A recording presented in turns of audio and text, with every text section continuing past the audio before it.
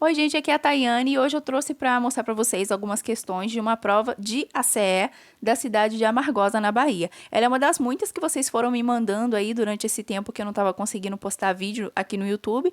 Então, obrigada em especial a Luciana Almeida que me mandou essa prova. E ela, a parte de conhecimentos específicos dela era da questão 31 à questão 40. E uma coisa interessante é que as questões elas tinham pesos diferentes, algo não tão comum, pelo menos aqui das provas que eu trago no canal, não é algo tão comum assim, tá? E na primeira questão aqui, que é a de número 31, dizia o seguinte: o Sistema Único de Saúde, o SUS, se norteia por diversos princípios doutrinários, dentre eles o princípio da integralidade. Sobre o princípio da integralidade, é correto afirmar que ele consiste. Essa questão aqui, ela tinha peso 2 e ela fala sobre o princípio da integralidade. Quando a gente se depara com uma questão de princípios do SUS, geralmente elas causam aí um pouquinho de confusão. O conceito de um princípio geralmente ele é muito parecido com o outro. Por exemplo, o da integralidade, ele é muito parecido com o da universalidade. Então, tem gente que fala, mas isso daí serviria para o outro princípio também.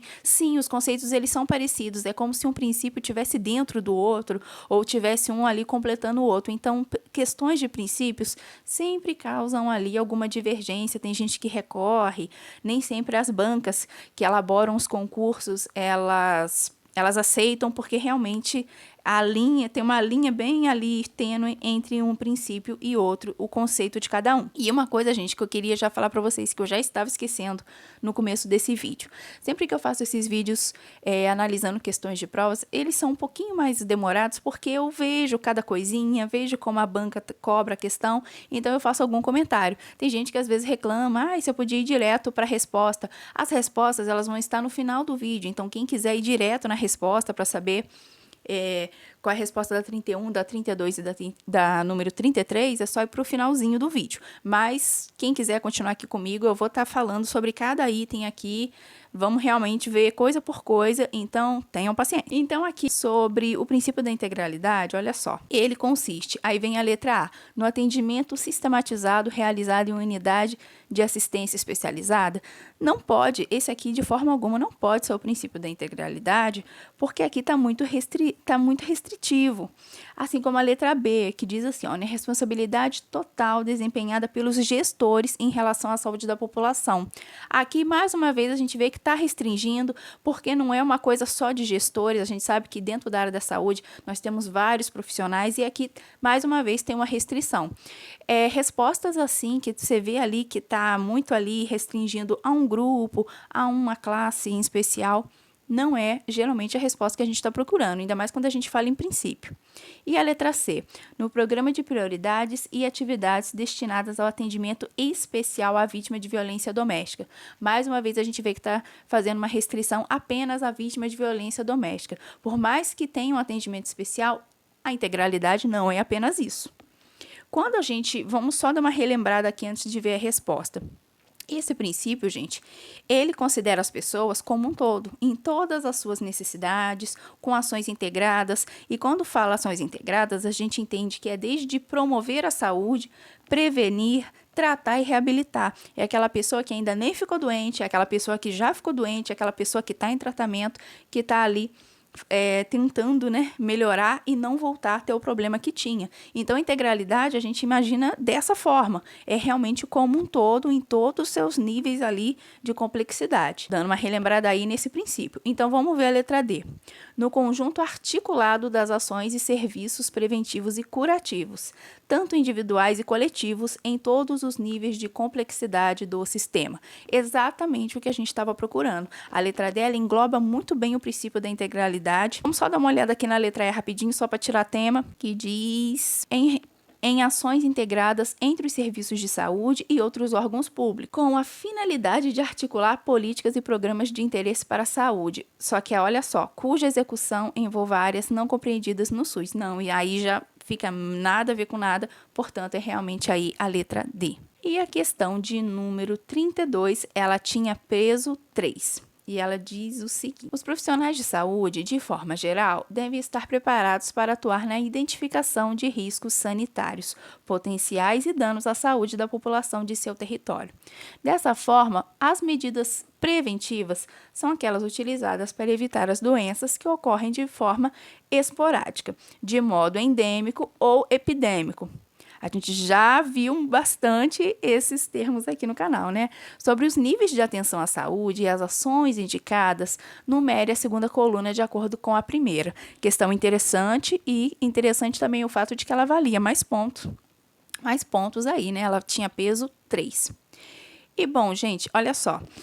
Quando eu bati o olho nessa questão, eu não tinha visto o gabarito ainda, né? Eu tentei ver elas primeiro para depois olhar o gabarito, até mesmo para eu me testar, né? E aí, quando eu bati o olho nessa questão, a primeira que eu olhei e falei assim, cara, eu tenho certeza que é terciária, era tratamento de um linfoma e a realização de sessões de fisioterapia. Aí eu pensei assim, essa é terciária, essa é 2. Então, eu já matei que era 2. Quando eu fui olhar nas respostas, a letra E, desculpa, aqui ficou cortado, mas a letra E eu já tinha visto que ela era tinha número 2 como a última. Ali, se eu quisesse, vamos supor que eu fosse o candidato e estivesse fazendo a prova, eu poderia parar de não esquentar mais a cabeça com a questão e falar assim, bom, entre a A, B, C e D e a letra E, a última tem o 2zinho no final. Então, é essa daí, porque não tem outras que tem o 2 no final. Mas o legal é a gente sempre conferir. Então, de cara, tô falando isso para vocês saberem que isso me ajudou se eu estivesse, por exemplo, lá no dia da prova. Então, eu já vi que tratamento de linfoma e realização de sessões de fisioterapia faz parte, sim, da atenção terciária. E só lembrando aí o que é a atenção terciária. A gente entende como algo que já existe. E ele é tratado ali para quê? Para evitar uma complicação futura. Tanto que está aqui, ó, tratamento de um linfoma e a realização de sessões de fisioterapia. Subentende que aquela pessoa ela já tem um problema, mas ela vai ter que tratar para aquilo ali não voltar, não piorar, não ficar pior do que já está. Vamos falando assim a grosso modo. Então, a última aqui, eu já bati o olho, que era o número 2. Aí, realização de exame citopatológico e autoexame da mama. Eu tô indo de baixo para cima, gente, que foi de baixo para cima que eu fui realmente fazendo. Realização de exame citopatológico e autoexame da mama. Aqui a gente entende como atenção secundária, que é aquela doença que ela é detectada e tratada precocemente, antes mesmo dos sintomas aparecerem. Por isso é que a gente fala que é uma prevenção secundária, porque através do exame do fundo de colo do útero, né, que é o citopatológico, o autoexame das mamas, a mulher fazer ali, ver se tem algum caroço, se está encontrando alguma coisa que está incomodando, alguma coisinha do tipo e tal. Então, a gente entende como atenção secundária. Então, eu fui 2 e, em seguida, eu fui para o 4. Aí, depois, orientação sobre métodos contraceptivos. Aí, a gente vem para a parte da promoção da saúde. E o controle de vetores e vacinação, a gente já entende como uma proteção específica. Aí, se aqui, gente, não é o caso dessa questão, mas se aqui tivesse atenção primária, poderia causar uma certa confusão, porque a vacinação ela também entra dentro de atenção primária, mas como aqui não tem, entrou como proteção específica, principalmente por causa dos vetores e da vacinação também, mas também por causa dos vetores. A gente lembra, por exemplo, do Covid. Na época do Covid, teve uma proteção específica. O uso de máscaras, a vacinação para o Covid, que ainda tem, mas teve a época que estava mais em alta. Então, a gente entende isso aqui como uma proteção específica. Então, eu coloquei aqui para vocês, ó, de vermelhinho do lado, porque eu sei que a letra tá pequena. Então, eu coloquei a sequência que ficou 1, 3, 4 e 2. Então, eu falei para vocês que eu comecei pelo 2, que foi o que me ajudou. Isso já ajudaria a matar a questão, vamos dizer assim. Mas é sempre bom a gente conferir os outros, tá ok?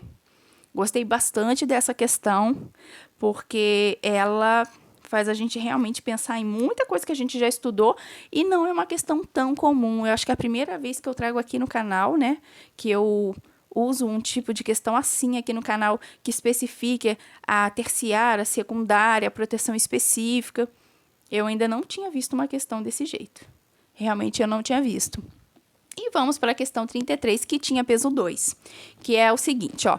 Considerando os termos técnicos utilizados em epidemiologia, numere a segunda coluna de acordo com a primeira. Aí a gente tem aqui na primeira coluna, gente, endemia, epidemia, pandemia, hospedeiro e reservatório. E aí, o que que a gente já pode matar de primeira? A primeira que tá escrito, a segunda que tá escrito ali, ó, quando a doença atinge mais de um continente. Porque como ficou famoso nos últimos anos a pandemia, a gente já pode saber que a segunda é a número 3. Se a gente fosse querer matar a mesma questão de cara, a gente iria na letra C. Porque nas outras opções, a nossa segunda opção não tem número 3.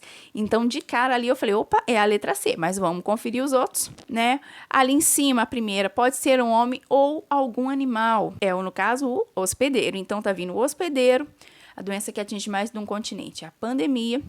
Depois vem assim, nome utilizado para designar a fonte do agente infeccioso. Nesse caso aqui, é o reservatório. O reservatório, gente, para vocês não... Quem ficou na dúvida aí, por exemplo, entre reservatório e hospedeiro. O reservatório, ele pode ser definido como lugar, né, o habitat do agente etiológico, onde ele vive ali.